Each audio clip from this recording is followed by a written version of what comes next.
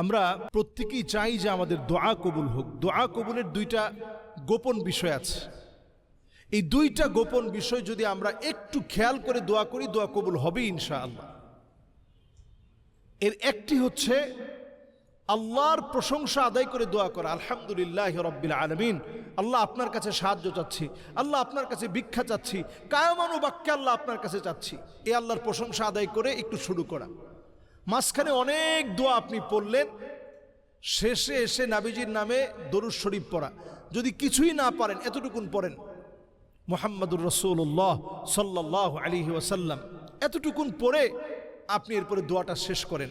দোয়াটা ঝুলন্ত অবস্থায় থাকে, যখন আল্লাহর প্রশংসা আদায় করা হয় ঝুলন্তই থেকে যায়। এরপরে যখন নাবিজির নামে দরুদ শরীফ পড়বেন, আল্লাহ তাআলা দোয়াটা কবুল করবে। এই জন্য দোয়াটা তিনভাবে কবুল হয়। একটা কবুল হয় মুফাজাআতান, তৎক্ষণাৎ আল্লাহ তাআলা দোয়া কবুল করেন। এখন দোয়া করছেন, এখন দোয়া কবুল হবে।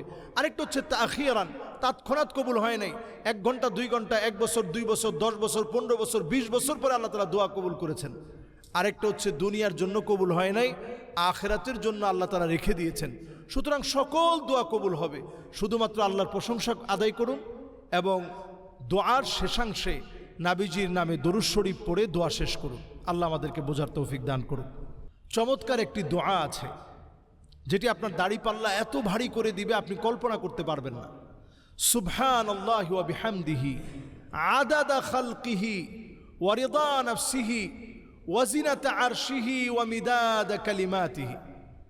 মাত্র 4টি কালেমা, মাত্র 4টি কালেমা। নবীজি ওনার স্ত্রী জুয়াইরিয়া রাদিয়াল্লাহু তাআলা আনহাকে নামাজে যাওয়ার সময় দেখলেন উনি তাসবিহ পড়তেছে।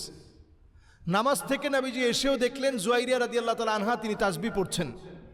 তো নবীজি বড় আদর করে মহব্বত নিয়ে ভালোবেসে বললেন, জুয়াইরিয়া, যাওয়ার সময় দেখলাম তুমি তাসবিহ পড়তেছো, এখনও দেখলাম তুমি এসেও দেখলাম তাসবিহ পড়ছো।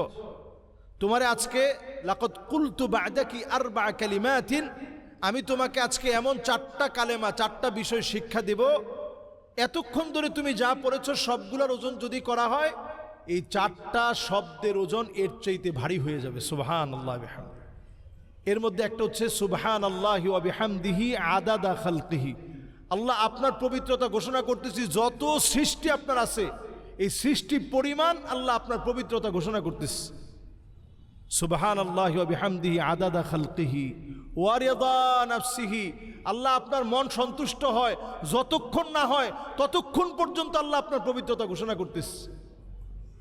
ওয়া জিনাতা আরশিহি, আল্লাহ আপনার আরশের যে সুমহান সৌন্দর্য, যেটার বর্ণনা দিয়ে শেষ করা যাবে না, যেটার বরত্ব এত বেশি, যেই ফেরেশতারা আল্লাহর আরশ বহন করে রেখেছে তাদের আঙ্গুলের নখের ভিতরে যদি পুরো সমুদ্র মহাসমুদ্রের পানিগুলা যদি এনে ছেড়ে দেন গড়ায় পড়বে না, এত বিরাট ফেরেশতাদেরকে আল্লাহ দায়িত্ব দিয়ে রাখছেন। সে আরশের সৌন্দর্য পরিমাণ, আল্লাহ যেই আরশ এত বিরাট এত বিরাট এত বিরাট, আল্লাহ সে আরশের সৌন্দর্য পরিমাণ আল্লাহ আপনার প্রশংসা আদায় করতেছে। সুবহানাল্লাহি ওয়া বিহামদিহি ওয়া মিদাদা কালিমাতিহি। আল্লাহ সমুদ্র মহাসমুদ্রের কালিগুলা যদি বানায় প্রশংসা লিখে, আল্লাহ আপনার প্রশংসা লিখে শেষ করা যাবে না। আল্লাহ যে আল্লাহর প্রশংসা লিখে শেষ করা যায় না, সেই মালিকের পবিত্রতা আল্লাহ আমি আমার ক্ষুদ্র জবান দিয়ে ঘোষণা করছি। আল্লাহ এটাকে আপনি বিরাট বানায় কবুল করে নেন।